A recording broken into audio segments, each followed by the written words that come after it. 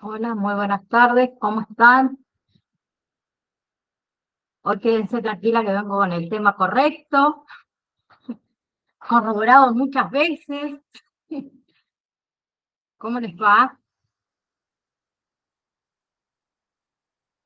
Muy bien. Hola. Hola, profe, buenas tardes. ¿Cómo les va? Bien, bueno, seguimos con los trastornos, ¿no? Arrancamos hoy con lo que son trastornos mentales provocados por un problema médico. ¿Sí? Entonces vamos a ver trastornos psicóticos debido a otras afecciones, digamos, médicas. ¿Sí? La psicosis en sí se refiere a síntomas como son delirios, alucinaciones, pensamientos, el habla desorganizado, las conductas motoras extrañas e inapropiadas que indican, digamos, la pérdida de contacto con la realidad. ¿Sí? Este diagnóstico en sí se establece cuando la psicosis es consecuencia de una afección médica y no de un trastorno mental, como es, por ejemplo, la esquizofrenia. ¿Sí? Por ejemplo, la persona que sufre epilepsia del lóbulo temporal tiene veces, digamos, alucinaciones, por ejemplo, olfactivas, en las que huele cosas que no están presentes, por ejemplo. ¿Sí? También tenemos otros trastornos médicos que pueden causar psicosis, como son los tumores, las infecciones cerebrales, los accidentes cerebrovasculares, migraña, algunos trastornos hormonales.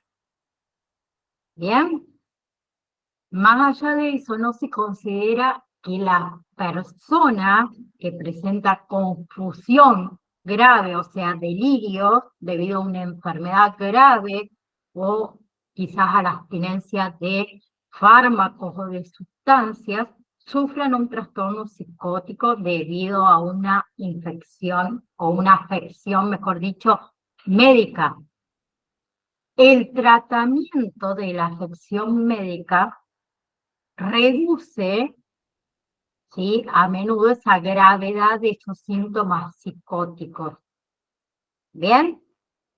Pero también tenemos otras personas que necesitan un tratamiento, digamos, específico para los síntomas psicóticos. ¿Sí?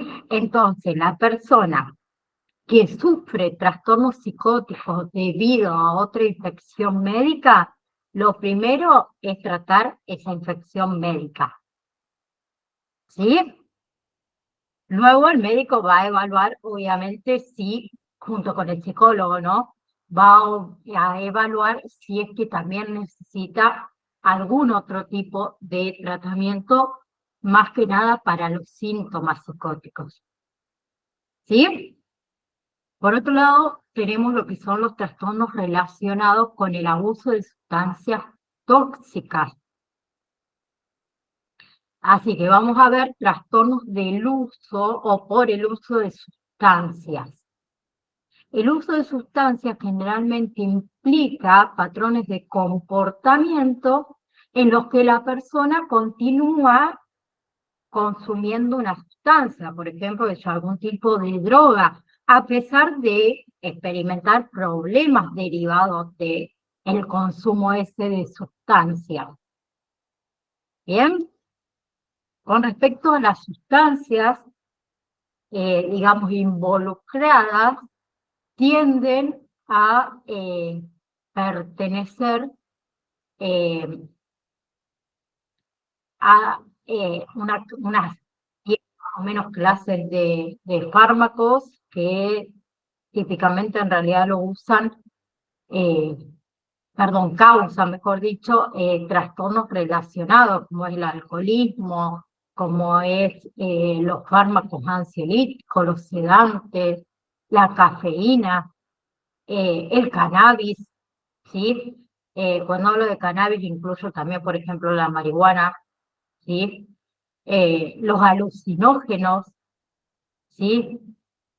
La fenciclidina, por ejemplo, eh, también es uno de ellos, los LSD, ¿sí? Por otro lado tenemos los opiáceos, como es la morfina, ¿sí? Hay muchas personas con trastornos por uso de esta sustancia, la morfina, indebidamente, ¿no? Obviamente, el fentanilo también es un opiáceo.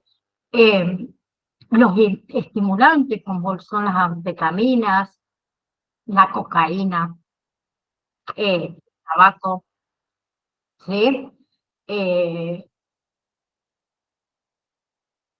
Otras son los inhalantes, como son los diluyentes, digamos, para la pintura, ¿sí? O también hay ciertas colas, estilo cola finílica, que se utiliza, que hubo una época que utilizaban, a ver si alguien me puede, ¿cómo es ese pegamento verde que no me sale el nombre?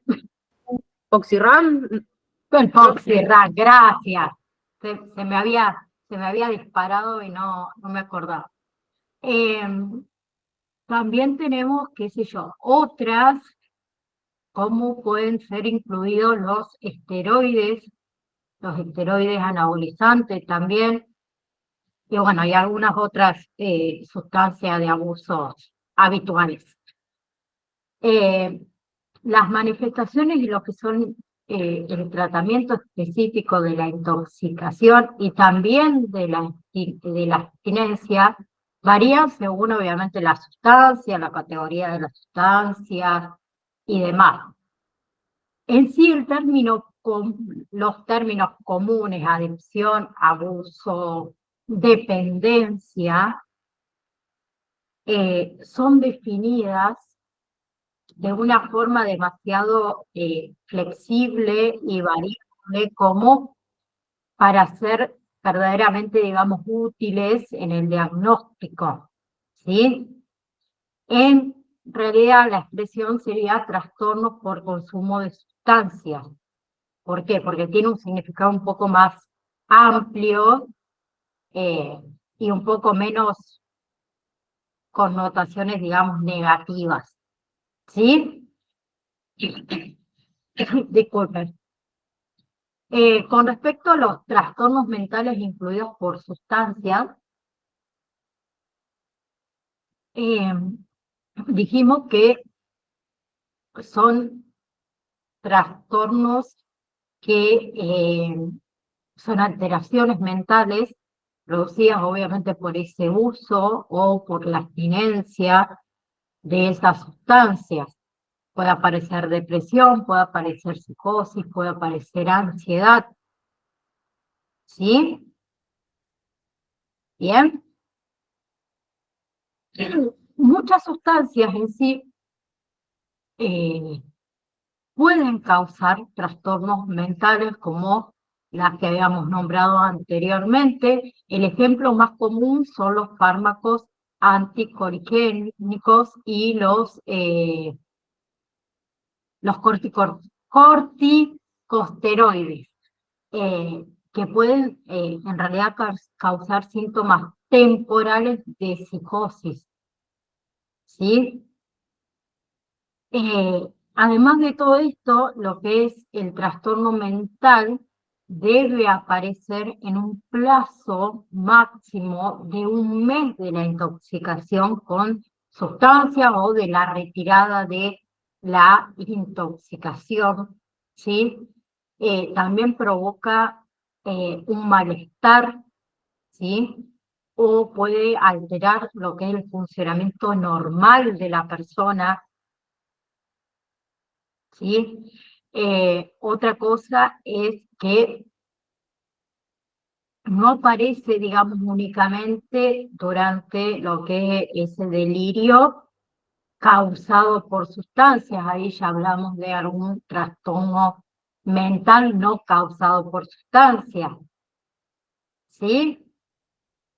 Hay ciertos trastornos del pensamiento provocados por el alcohol, por fármacos hipnóticos, por sedantes, y también hay trastornos de la percepción causados por ejemplo, alucinógenos. ¿Bien? O sea, en sí son trastornos mentales que están inducidos por ciertas sustancias. Por otro lado, tenemos lo que es la esquizofrenia y otros trastornos psicóticos. Empezamos por lo que es esquizofrenia, que es un trastorno, digamos, mental, que dificulta diferenciar lo real de lo no real. También lo que dificulta es pensar con claridad, tener respuestas emocionales normales, actuar de manera normal en situaciones sociales. La esquizofrenia es una enfermedad bastante completa o compleja, donde los expertos en lo que es salud mental en sí en realidad no están seguros de su causa. Se dice que es posible que influyan mucho los genes, ¿sí? Lo que es la esquizofrenia se da tanto en mujeres como en hombres de igual manera. Generalmente comienza cuando en la adolescencia, en los primeros años de la adultez, por lo general, pero también puede empezar un poco más tarde en la vida, ¿sí? Por ejemplo, en las mujeres la esquizofrenia tiende a empezar un poco más tarde que en los hombres, ¿bien? Y la esquizofrenia en niños, por lo general, comienza después de los 5 años de edad, ¿bien? Y acá quiero dejar algo en claro, es poco común en la niñez que aparezca, pero también puede ser difícil, digamos, de diferenciar de quizás otro problema de desarrollo. Bien, con respecto a los signos o los síntomas, generalmente se van presentando lentamente a lo largo de los meses o de los años. Bien, la persona que sufre de esquizofrenia puede tener muchos síntomas o puede tener algunos, ¿sí? Las personas también con esquizofrenia pueden tener dificultad para conversar con amigos y para trabajar. También pueden tener problemas como es depresión, ansiedad, comportamiento o pensamientos suicidas, ¿sí? Con respecto a los síntomas iniciales, la persona puede sentirse irritable, puede sentirse tenso, puede tener dificultad para concentrarse, dificultad para dormir. Y a medida que la enfermedad esta continúa, la persona puede tener problemas con el pensamiento, con las emociones, con el comportamiento, ¿sí? Muchas veces puede tener alucinaciones, o sea, escuchar o ver cosas que no existen.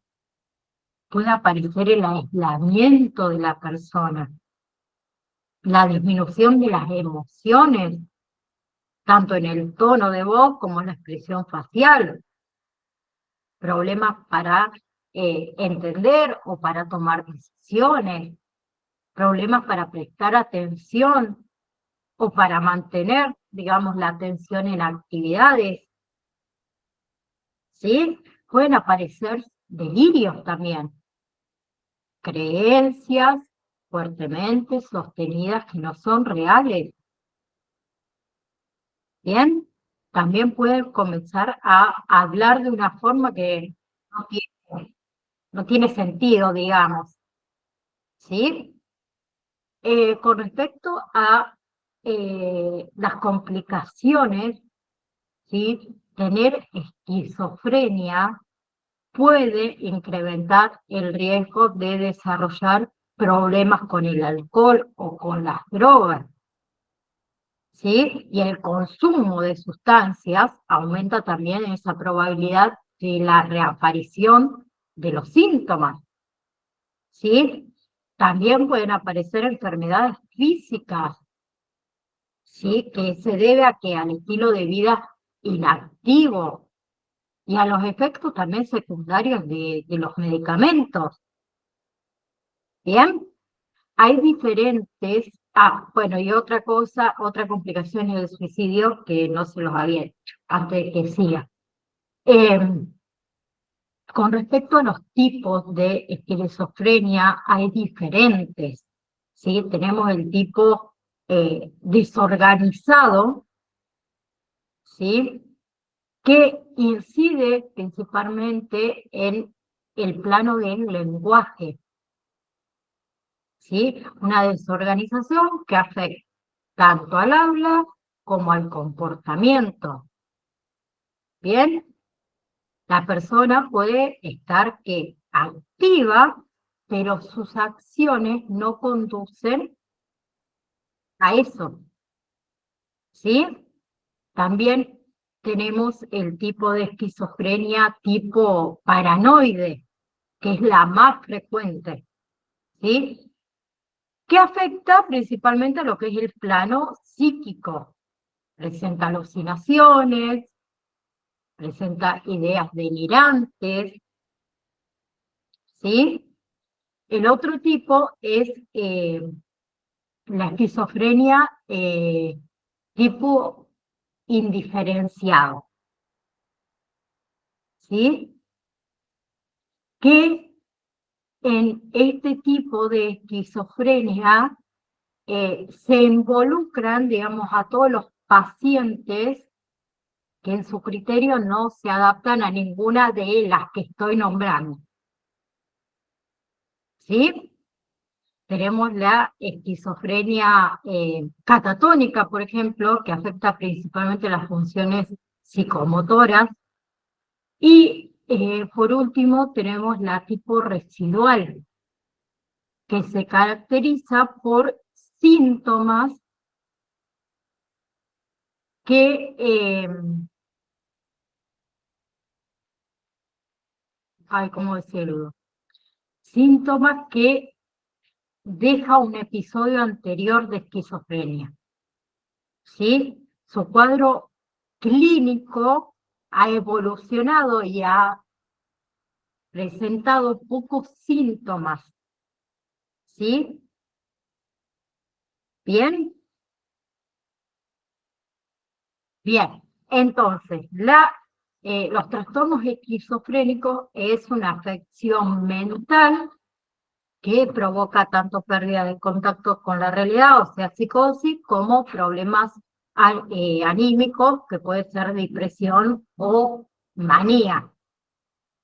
Con respecto a las causas, como dije, se desconoce, pero los cambios en los genes y la química del cerebro, o sea, los neurotransmisores, juegan un papel importante. ¿Sí? ¿Bien? ¿Hasta ahí sí? Bien.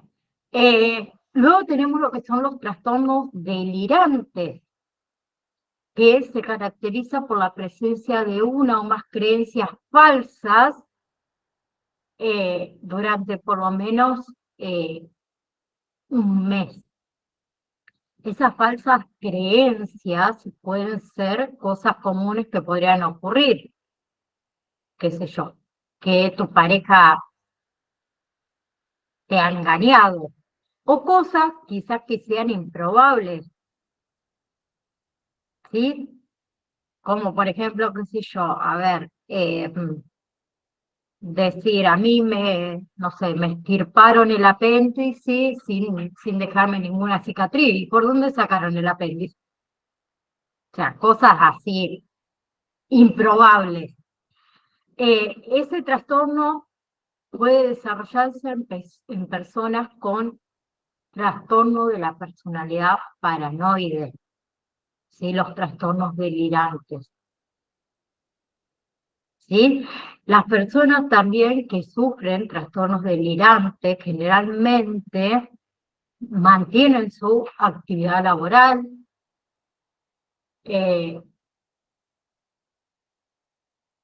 para lo que es,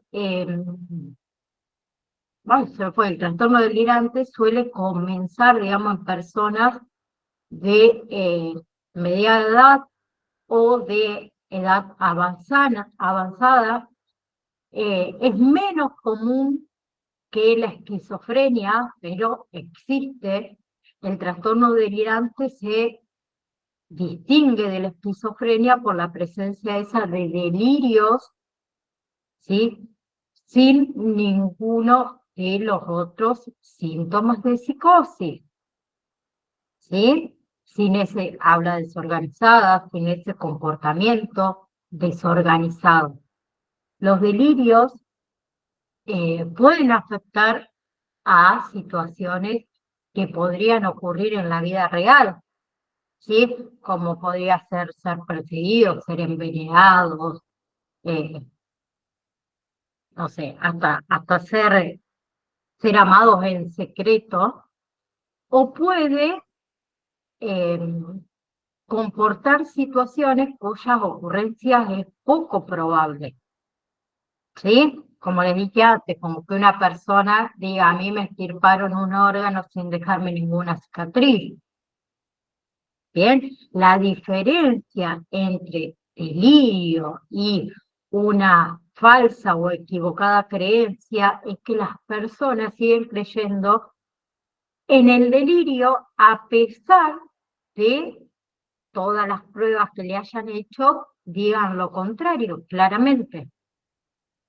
Bien, y hay varios tipos de trastornos delirantes, como son, por ejemplo, los celos. ¿Ustedes sabían que los celos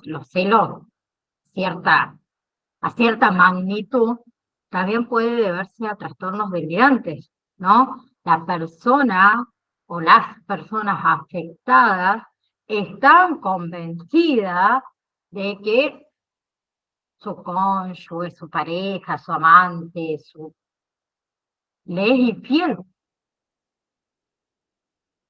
¿sí? Y esas creencias se basan ¿en qué? En inferencias erróneas, ¿sí?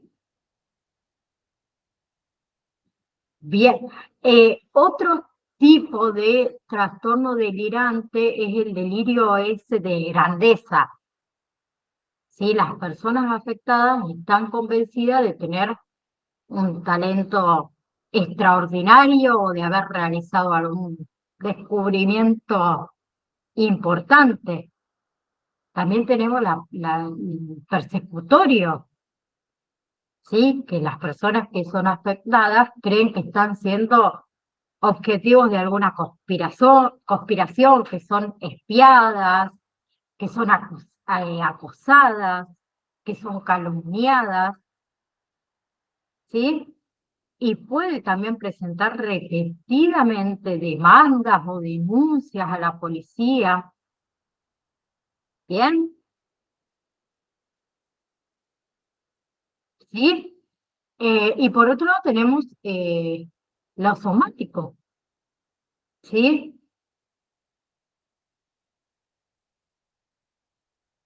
También es, digamos, un tipo de trastorno delirante, ¿sí? Con respecto a los síntomas de el trastorno delirante, puede desarrollarse en personas, como les dije antes, con un trastorno de personalidad paranoide, ¿sí? Cuando se inician los comienzos de la edad adulta, la persona con trastorno de la personalidad paranoide, lo que presenta es una absoluta desconfianza, ¿sí? Hacia los demás y hacia sus motivaciones también. Con respecto a los síntomas o a los primeros síntomas de un trastorno delirante puede ser sentirse explotado, estar preocupado por la fidelidad o la lealtad de los amigos, de su pareja, de su cónyuge, como quieran llamarlo. Interpretar significados amenazantes en quizás observaciones, ¿sí? Guardar rencor durante mucho tiempo, ¿sí? El comportamiento de las personas esta no resulta extraño o anormal de una manera muy obvia. Las personas con trastorno delirante tienden a funcionar, digamos, relativamente bien, excepto cuando esos delirios específicos causan problemas. ¿Sí? Por ejemplo, puede tener problemas en la relación matrimonial de pareja si se encuentra falsamente, vamos a decirlo, convencido de que su pareja le está haciendo infiel, por ejemplo, que entran los celos ahí, ¿no? Por otro lado, tenemos los trastornos del estado de ánimo, ¿sí? Eh, con respecto a los trastornos del estado de ánimo, son, digamos, trastornos de la salud mental que está caracterizado por la existencia de alteraciones emocionales, ¿sí? O depresión, o sea, ese periodo prolongado de tristeza excesiva, de exaltación, de manía, de esa euforia excesiva. Bien, la depresión y la manía representan ¿qué? Dos polos o extremos, digamos, en lo que es el trastorno del estado de ánimo. ¿Sí? La depresión se puede describir como un hecho, digamos, de sentirse tristes, de sentirse infieles, de sentirse melancólicos, abatidos. ¿Bien? La mayoría de nosotros se siente de esta manera de vez en cuando, durante periodos cortos, ¿no? ¿Sí? La depresión clínica es un trastorno del estado anímico en el cual esos sentimientos de tristeza, de pérdida, no sé, de ira, de frustración, interfieren con la vida diaria durante un periodo de algunas semanas o más. ¿Bien? ¿Sí? Podríamos decir que es normal que, no sé, por la pérdida de mi mascota durante una semana, dos, yo me sienta depresivo, ¿sí? Es normal. Lo que no es normal es que dure mucho tiempo esa depresión, ¿no? ¿Se entiende la diferencia que quiero hacer? ¿Sí? Uno va a estar deprimido por alguna pérdida, sí, obvio, pero la depresión clínica, ¿sí? No pasa en unos días. ¿Bien?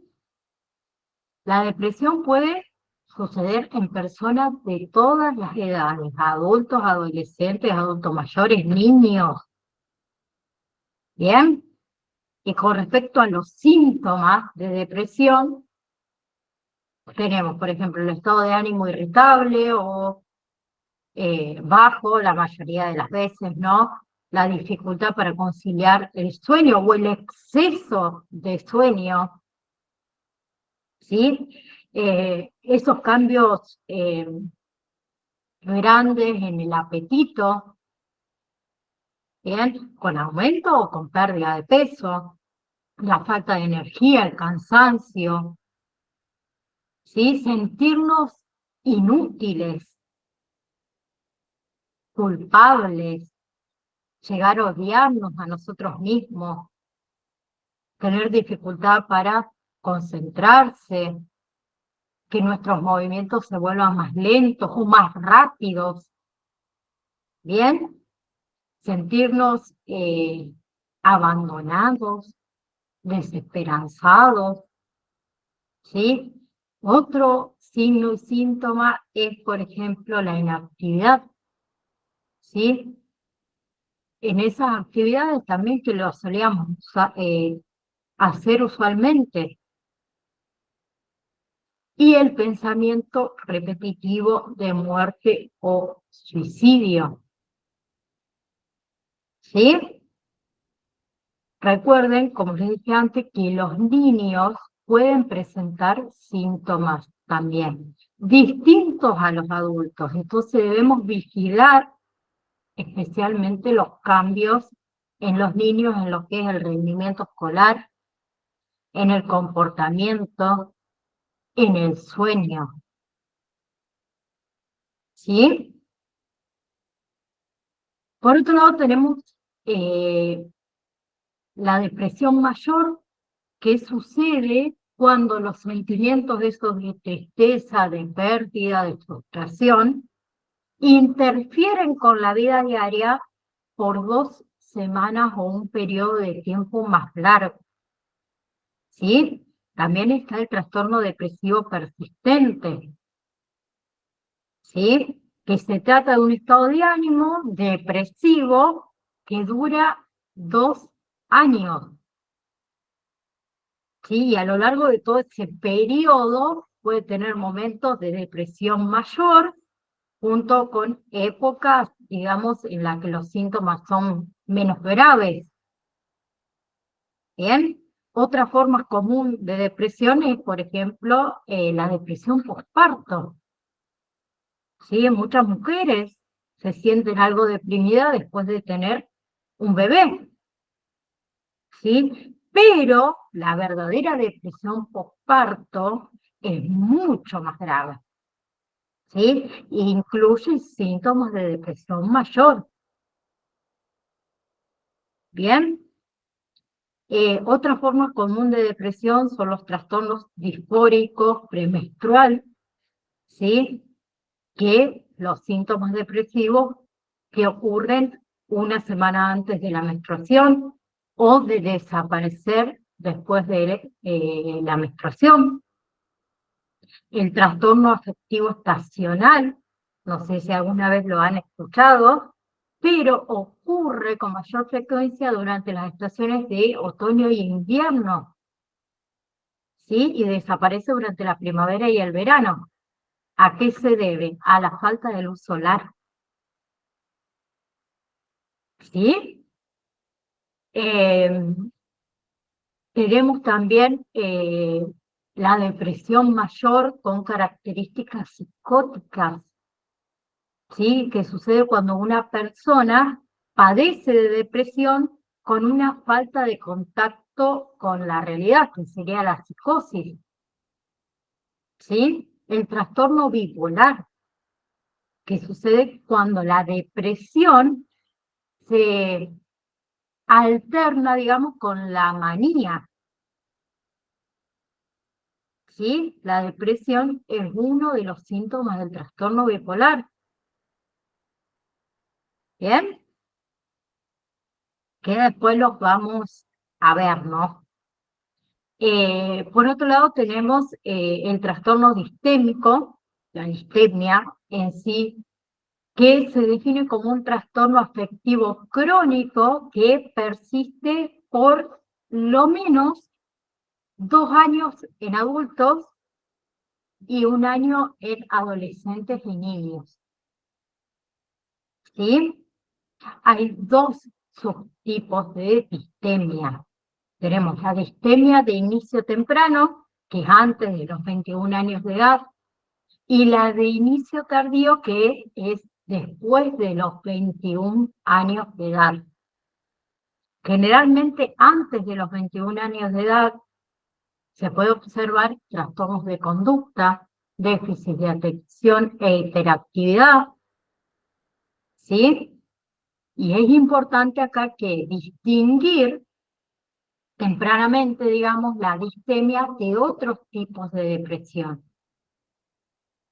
¿Para qué? Para poder brindar, obviamente, el tratamiento que sea oportuno. ¿Bien? Oportuno para que no tenga ese impacto continuo de síntomas que son caracterizados por la conciencia del estado de ánimo, por el pensamiento negativo, por la baja autoestima, ¿sí? Lo que va deteriorando, obviamente, progresivamente la vida o la calidad de vida. ¿Bien? El otro es el trastorno bipolar, ¿sí? Que lo podemos encontrar con otro nombre como enfermedad maníaco-depresiva. El trastorno bipolar es una afección del estado de ánimo que puede provocar cambios de ánimo intensos, ¿sí? En ocasiones puede sentirse extremadamente animado, eufórico, irritable, con toda la energía, ¿sí? Que eso se conoce como episodio maníaco. Y otras veces puede sentirse triste, deprimido, desesperanzado, ¿sí? A lo que se llama episodio depresivo. ¿Bien? Y puede tener síntomas maníacos y depresivos a la vez, lo que es conocido como episodio mixto. ¿Sí? Junto con lo que son los cambios de ánimo, el trastorno bipolar provoca cambios en el comportamiento, los niveles de energía, los niveles de actividad. ¿Sí? Como les dije antes, también anteriormente, ahora ya se nombra trastorno bipolar, pero antes era depresión maníaca y trastorno maníaco-depresivo. ¿Sí? Hay tres tipos principales de trastorno bipolar. Tenemos el trastorno bipolar 1, que incluye episodios maníacos que duran al menos 7 días, ¿sí? O síntomas maníacos más graves que necesitan atención hospitalaria. ¿Bien? Los episodios depresivos son frecuentes en el trastorno bipolar 1 y suele durar al menos 2 semanas. ¿Sí? Luego tenemos el trastorno bipolar 2, que se define como, no, mejor dicho, se define por episodios depresivos, ¿sí? Pero en lugar de graves episodios maníacos, se presenta episodios hipomaníacos. ¿Bien? La hipomanía es una versión menos grave de la manía. Y el otro tipo de trastorno bipolar es el trastorno ciclotímico, ¿sí? O ciclotimia también lo podemos encontrar, ¿sí? Que presenta síntomas depresivos, pero que no son, digamos, tan intensos o tan duraderos. ¿Bien? Cualquiera de los tipos, el paciente que tenga entre 4 o más episodios de manía o depresión en el año, se lo considera o se lo conoce como ciclador rápido. ¿Qué causa en sí el trastorno bipolar? En realidad la causa exacta no hay, pero es probable que haya varios factores, como es la genética, como es la estructura, como es la función del cerebro, como es el ambiente. Bien, quienes corremos más riesgo de padecer trastorno bipolar es quienes tienen un familiar cercano que lo padezca, haber pasado por algún trauma o algún evento digamos, estresantes en nuestra vida que pueda aumentar ese riesgo. Bien, con respecto a los signos y síntomas, puede variar, ¿sí? Pero involucra siempre cambios de ánimo, conocidos como episodios maníacos. ¿Y cuáles son los síntomas de los episodios maníacos? Sentirse muy optimista, eufóricos, animados, sentirse nerviosos o acelerados, más activo, digamos, de lo habitual, tener un mal genio, ¿sí? Parecer extremadamente irritable, sentir que los pensamientos van muy rápido, lo mismo al hablar. Y sé bastante de esto porque yo lo sufro y tengo varios de mi familia que también sufren trastorno bipolar, así que podemos hablar hasta pasado mañana. Por ahí lo que yo hablo va más lento de lo que yo pienso y se me confunde todo, se me hace un despelote. Y eso que, bueno, dentro de todo lo tengo controlado, pero pasa. También otra cosa es que solemos dormir un poco menos los que tenemos episodios maníacos, ¿sí? Otro de los síntomas es hacer cosas arriesgadas que muestren esa falta de juicio, ¿sí? Y por otro lado, tenemos los episodios depresivos, ¿sí? Que es mi caso, no tengo la parte de episodios maníacos, pero sí depresivos, cuando solemos sentirnos muy tristes, solemos sentirnos inútiles, sentirse solo o aislarse uno de los demás, ¿sí? Sentirnos con poca energía, ¿bien? Hablar despacio es otra cosa, dormir demasiado, comer demasiado o comer muy poco, ¿sí? Falta de interés, podríamos decir, en las actividades habituales, ¿sí?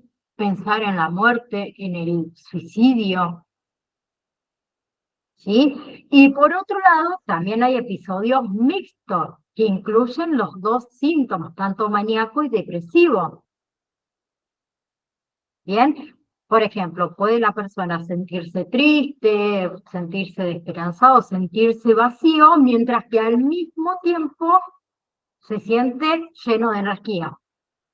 Y vos decís, es contradictorio. Sí, porque incluye los dos síntomas, tanto maníacos como depresivos. ¿Sí? Por otro lado, tenemos los trastornos de ansiedad. Los trastornos de ansiedad es una sensación de preocupación, de nerviosismo o de malestar, ¿sí? Que forma parte de la experiencia humana normal, la ansiedad. También está presente una amplia gama de trastornos psiquiátricos, incluidos los trastornos de ansiedad generalizados, los trastornos de angustia, las fobias, ¿sí? Cada uno de estos son diferentes, pero todo presenta una aflicción, ¿sí? Y una disfunción específica relacionada con la ansiedad y el miedo. ¿Bien?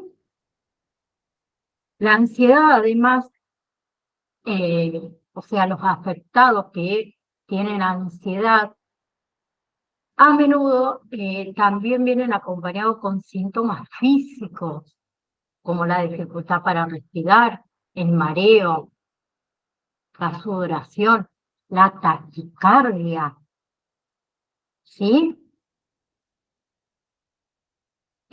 También los trastornos de ansiedad a menudo cambian el comportamiento diario de una persona, ¿sí? Puede llevarlos a evitar ciertas cosas o ciertas situaciones para no pasar por un estado de ansiedad o por, sí, un estado de ansiedad, así sería.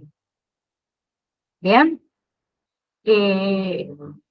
Con respecto a lo que es la terapia farmacológica para los trastornos de ansiedad, eh, tenemos la terapia farmacológica y la psicoterapia, o también la combinación, la parte farmacológica y la psicoterapia.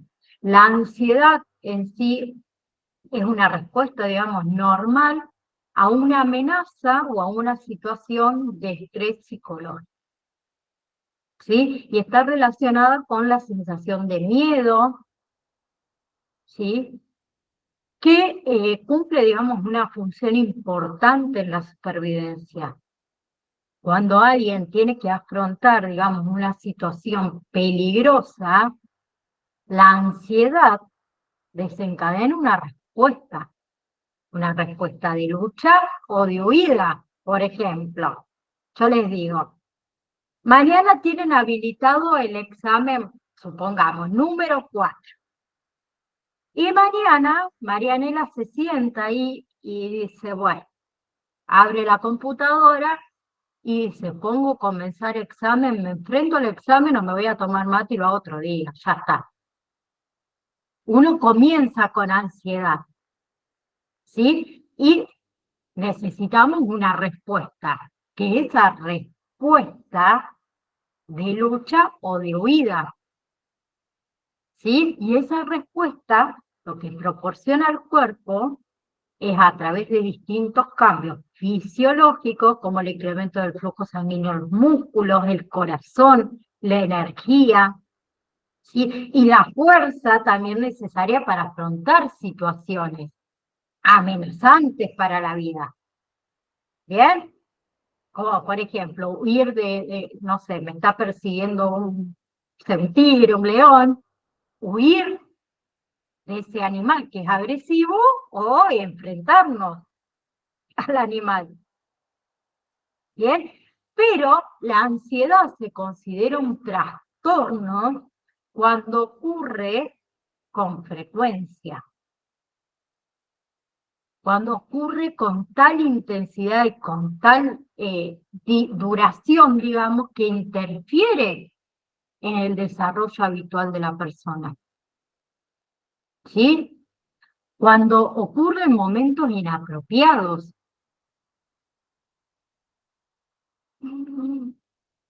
Déjenme leer acá en esta porque si no, no lo veo. A mí se me nubla la vista cuando me siento ansiosa y con miedo. Sí, es normal, ¿sí? El tema, porque todos sufrimos de ansiedad en algún momento, es como la depresión, pero, digamos, la ansiedad, o sea, se comienza a considerar un trastorno cuando nos ocurre frecuentemente, para no decirlo diariamente, prácticamente, cuando esa duración y esa intensidad de la ansiedad comienza a interferir con nuestra vida diaria, ¿sí? Bien. Los trastornos de ansiedad en sí son súper frecuentes y normales, ¿sí? Afecta más o menos al 15%, por ejemplo, de los adultos. ¿Bien? Bien. Con respecto a los trastornos de ansiedad, tenemos, por ejemplo, el trastorno de ansiedad generalizada, que consiste en la presencia de un estado de preocupación y nerviosismo excesivos en relación a diversos actividades o acontecimientos. La persona afectada en este caso sufre ansiedad la mayoría de los días durante un periodo de 6 meses o más.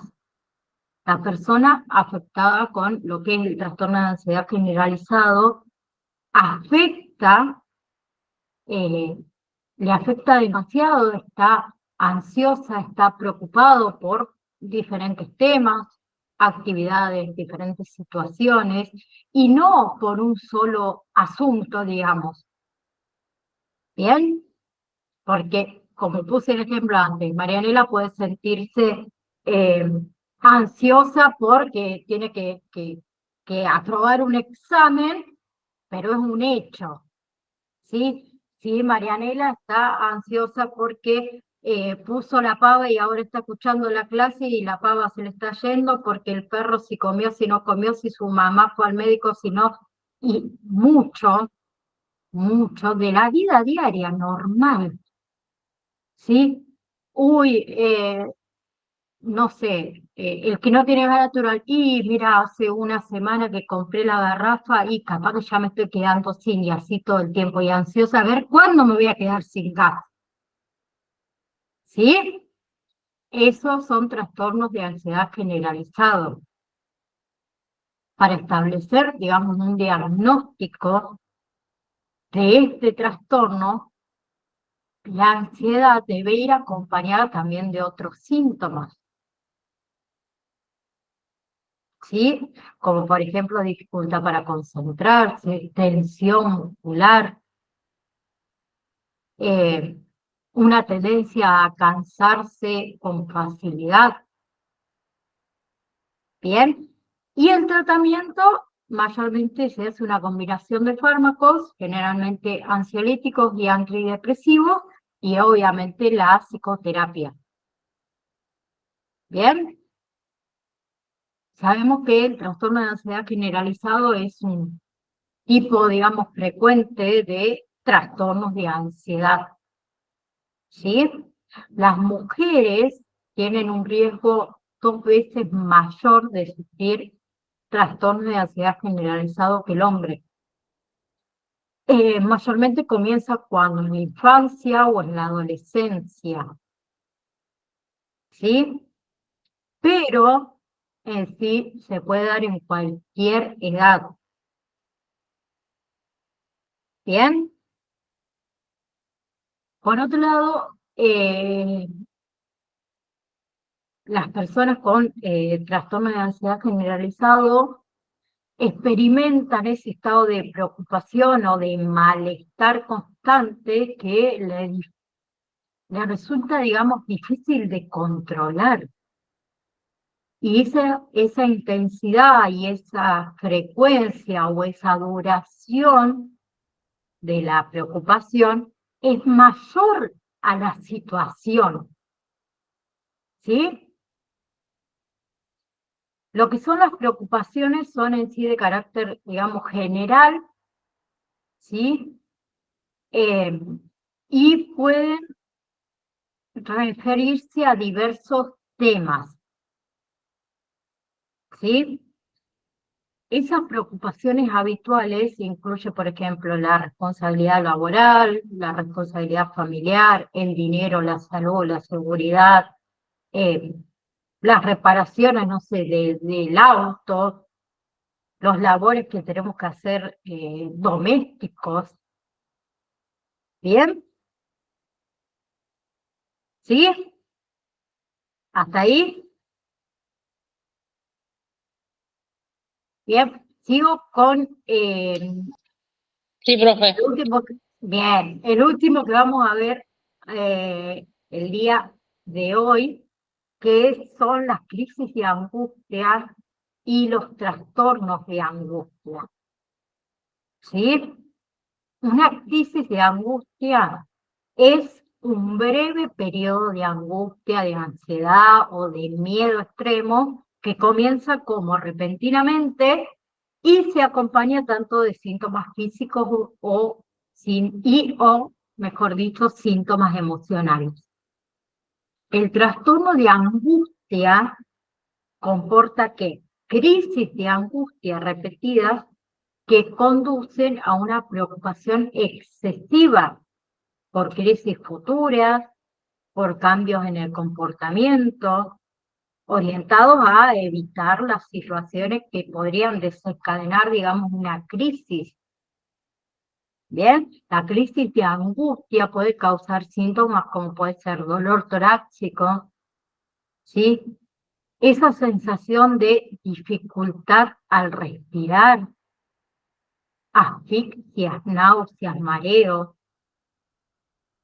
Bien, el tratamiento es antidepresivos, también ansiolíticos, terapias de exposición, psicoterapia. Bien, la crisis de angustia puede ocurrir como parte de cualquier trastorno de ansiedad. Bien, también la crisis de angustia puede ocurrir en personas con otros trastornos psicóticos, o perdón, psiquiátricos, como es la depresión. Bien, también algunas crisis de angustia ocurren como respuesta a una situación específica, como por ejemplo una persona que le tiene fobia a las arañas, ¿sí? Puede experimentar una crisis de angustia cuando se encuentra con este mal, ¿no? Y hay otras crisis que suceden sin ningún desencadenante, digamos, aparente. Bien, las crisis de angustia son frecuentes. Bien, y por lo general las personas que se recuperan, digamos, de la crisis de angustia sin ningún tratamiento. Bien, pero algunas terminan desarrollando trastornos de angustia. El trastorno de angustia consiste en que la persona está preocupada por la posibilidad de sufrir una crisis de angustia, ¿sí? Y cambiar su comportamiento para evitar esa crisis. ¿Bien? ¿Sí? El trastorno de angustia comienza habitualmente a fines de lo que es la adolescencia o en la edad adulta temprana.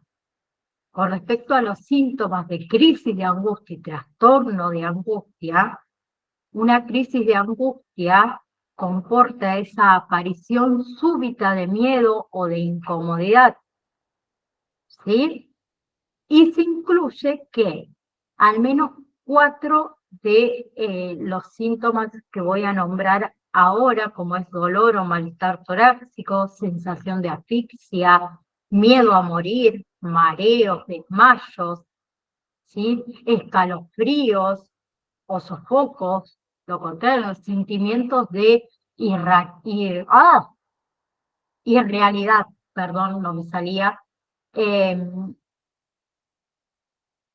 Otro de los síntomas es dolor en el estómago, diarrea, sensación de ahogo o esa falta de aire, ¿sí? Agitación, temblores, sudoración, ¿bien? Palpitaciones. También puedes sentir entumecimiento, ¿bien? Hasta ahí vamos. La próxima clase, que me lo voy a anotar, acá vamos a ver las fobias específicas y ya no me quedaría tanto, pero déjenme corroborarlo. Fobias específicas, después vamos a ver todo lo que son los trastornos somatoformos. ¿Qué más me queda? Déjenme verlo. Para hipocondriasis.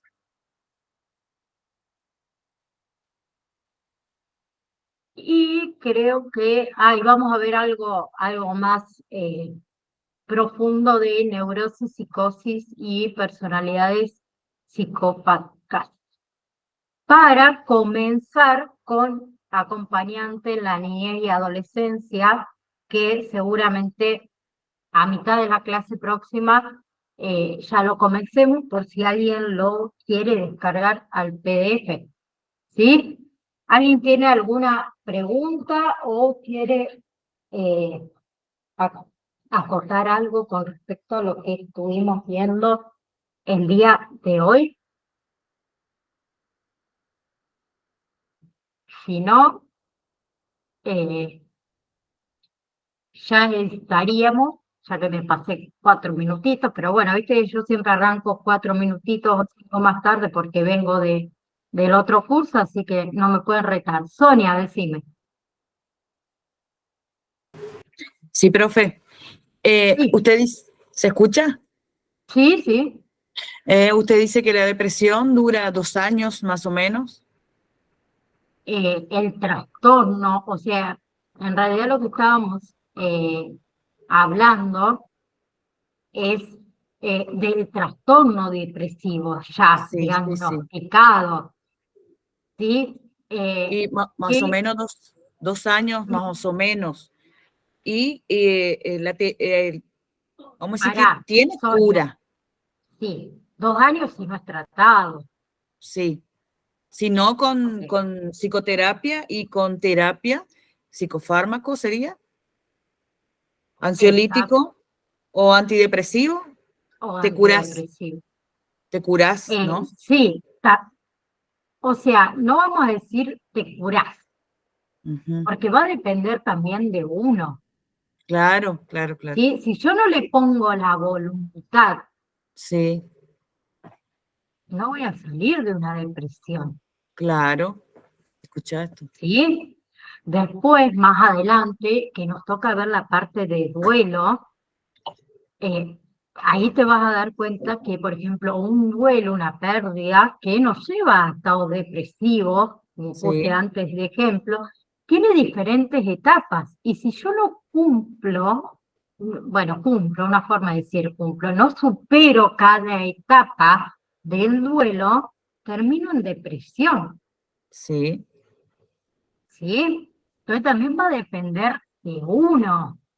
¿Sí? Es normal que tengamos ciertos momentos depresivos, como dije antes, la muerte de un familiar, la pérdida de, uy, choqué con el auto y se me hizo pomo el auto y no sé con qué arreglarlo porque no tengo el dinero y nos vamos a deprimir, es normal. No es normal que la depresión dure tantos años. claro. Y ahí ya hablamos de un trastorno depresivo. ¿Sí? Que puede ir acompañado de otro tipo de trastorno tranquilamente, Sí, sí, sí. ¿sí?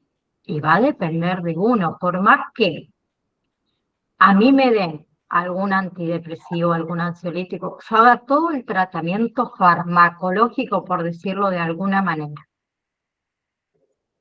pero no haga el tratamiento psicológico y no le ponga la voluntad, por más Voluntad. antidepresivo que yo tome, cuando deje de tomar antidepresivos o ansiolíticos o lo que fuera que me dio el médico, caigo en depresión de nuevo. Y Es sí, ocultar la depresión.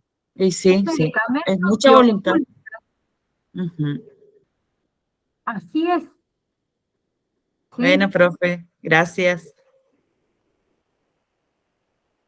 Profe,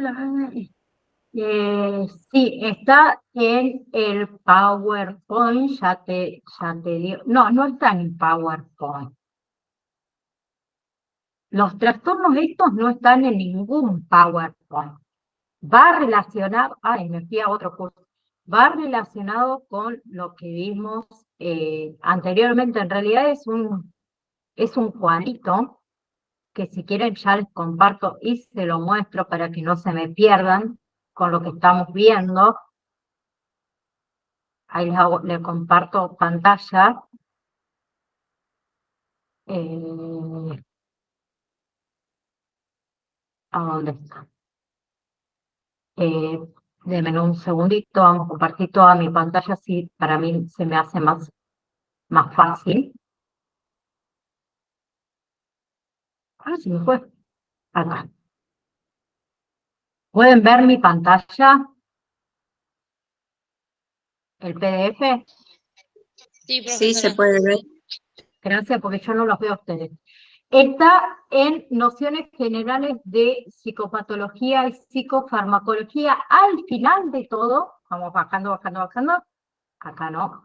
Antes, lo que estoy describiendo son las categorías diagnóstico del manual de diagnóstico, bueno, 5, y voy una por una de las enfermedades y las categorías, ¿sí? Ahora estamos en, a donde vamos a seguir la clase que viene, acá estamos, con lo que son trastornos de ansiedad, que nos queda ver fobias, trastorno obsesivo compulsivo, trastorno del estrés postraumático, trastorno de ansiedad generalizado, y nos queda ver los trastornos somatoformes, que son la hipocondriasis, bueno, estos que me quedan acá abajo. Lo que vimos un poco la clase anterior y esta clase es cada uno de los trastornos que hay. ¿Se entendió? Sí, profe. Yo ya lo había dado a principio del año pasado en salud mental a esto. Sí, exacto. Bien. Eso es lo que estamos, digamos, viendo ahora, que ustedes tienen en realidad, yo le pasé el manual de diagnóstico, que todos estaban preocupados, uy, profe, son 460 páginas, no sé cuántas. No es que lo tienen que imprimir ni nada por el estilo, yo quiero que ustedes lo tengan. Si tienen alguna duda, abren el PDF y ahí están todos los trastornos que vimos hasta ahora. Obviamente mucho más amplio, ¿no? Si no, tendríamos que estar de acá a los meses que nos quedan con cada uno de los trastornos. ¿Sí? ¿Otra pregunta? Sí, perfecto, gracias. No, de nada. Así que la clase que viene vemos esos 4, 5, 6 que nos faltan, que no es mucho, para comenzar con acompañante en la niñez y adolescencia, ¿sí? ¿Bien? Muy bien. Perfecto.